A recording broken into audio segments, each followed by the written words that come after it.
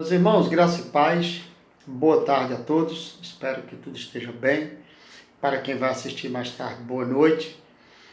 Eu quero aqui dar continuidade ao nosso assunto sobre a ideia da homilética, mas focar exatamente sobre a questão do sermão, ainda dentro dessa questão da estrutura do sermão. Na aula passada comentamos sobre o alvo e o objetivo, comentamos sobre a questão da escolha do texto bíblico, comentamos sobre o tema, comentamos sobre a introdução, comentamos sobre o corpo do sermão e todas essas partes aí, que olhando pelo módulo a partir da página de número 68. Falamos sobre a questão da conclusão, da preparação e também do apelo, e o objetivo, alvo e também o assunto.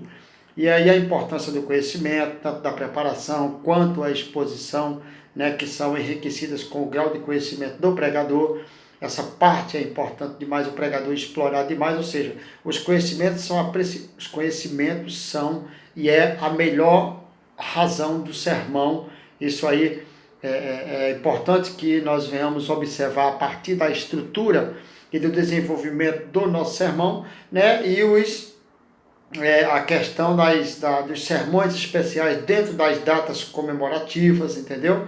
Coisas do tipo, como está escrito dentro da página de número 71 do módulo, que vai justamente falar sobre esses assuntos voltados para casamento, Natal, temas de aniversariantes, batismo, consagração, essas ideias, explorar bastante, bastante a questão do conhecimento dentro do tempo que lhe é dado. O pregador tem que atentar com toda certeza para isso. Então, voltando aqui a continuidade da nossa aula, agora a partir de onde nós paramos, seria importante atentar para essa questão da exegese bíblica, que é o trabalho de exposição de um texto, dentro da página de número 73, aqui no módulo isso aí, no meu 73.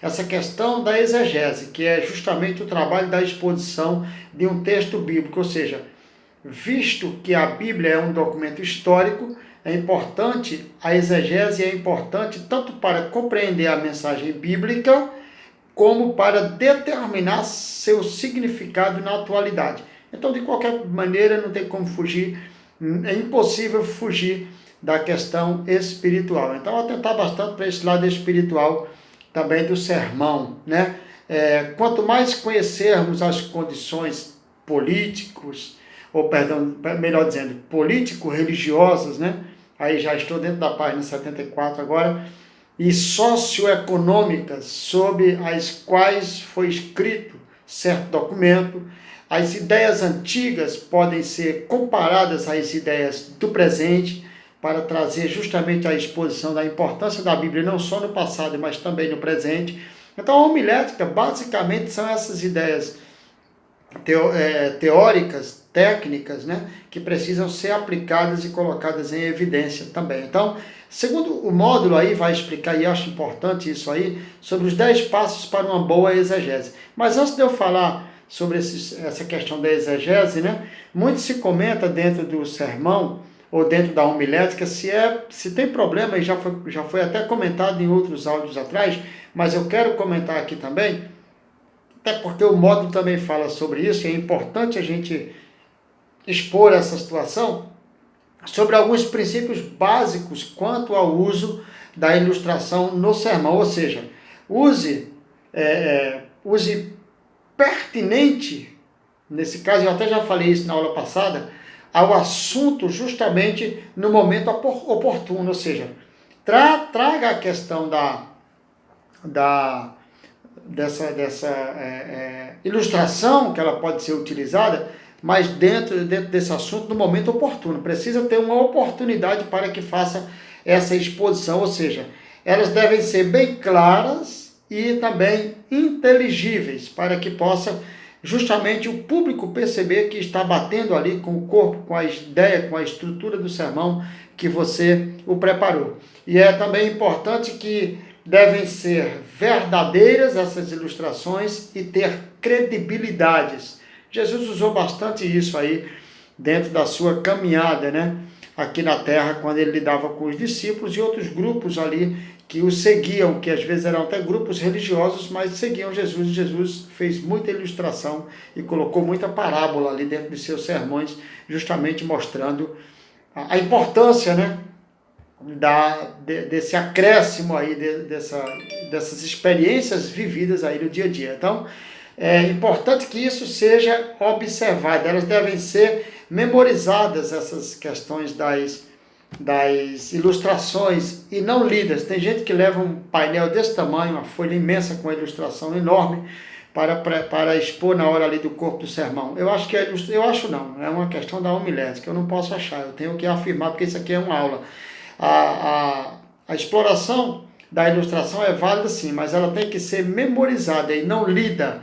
Não vale o pregador ficar lendo. Então, após o uso de tudo isso aí, quanto ao tempo, deverão ser nem curta demais, também nem muito longa, mas dentro de um período ali que dê para você explicar e que não venha ferir os princípios do texto.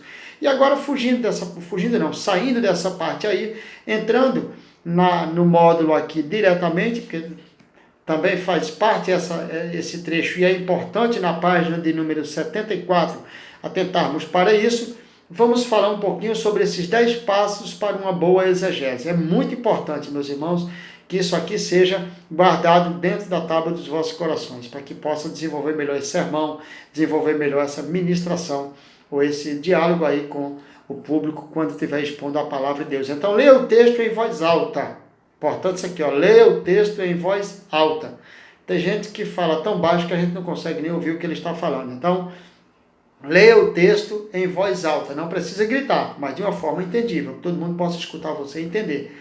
Comparando com versões diferentes para maior compreensão. Às vezes a sua versão pode ser a JFA, que é a João Ferreira de Almeida, né?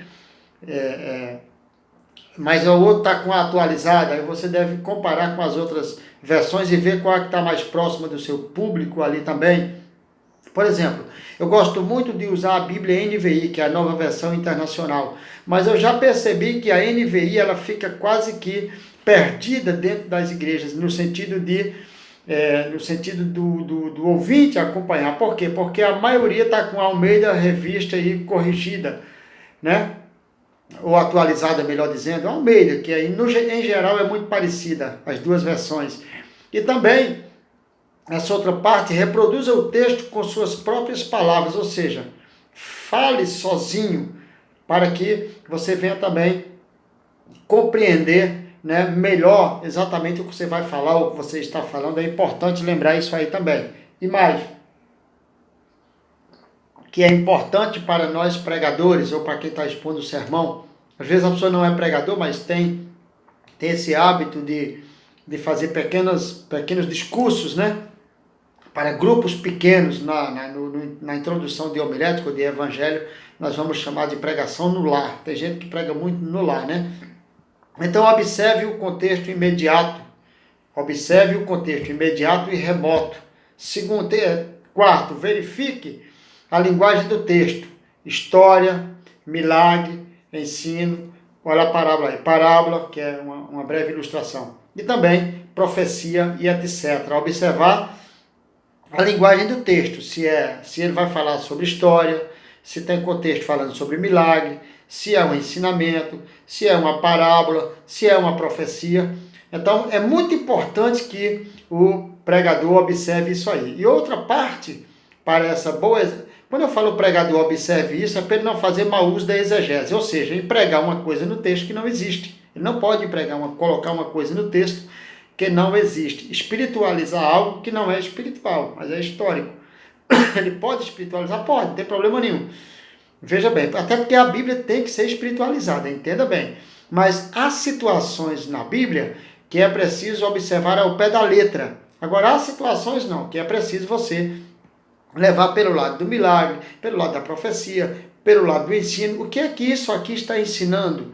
Por exemplo, vou dar um exemplo aqui que merece observação. Parece-me que Esdras, capítulo 7, versículo 10, diz assim: porque Esdras havia preparado o seu coração para aprender, praticar e ensinar. Veja, olha só, ele aprendeu, ele praticou e ele ensinou. Está mostrando que não é possível ensinar se não aprender e nem praticar. Que muitos ensinam, mas não praticam o que ensinam e nem muito menos aprendeu para ensinar. Então, fica difícil. É importante observar esses pontos. Pesquise o significado exato das principais palavras. Página 74 do módulo. É muito importante isso aí, né? Pesquisar justamente o significado exato das principais palavras. Eu vou encerrar esse vídeo para não ficar tão longo e continuo no próximo.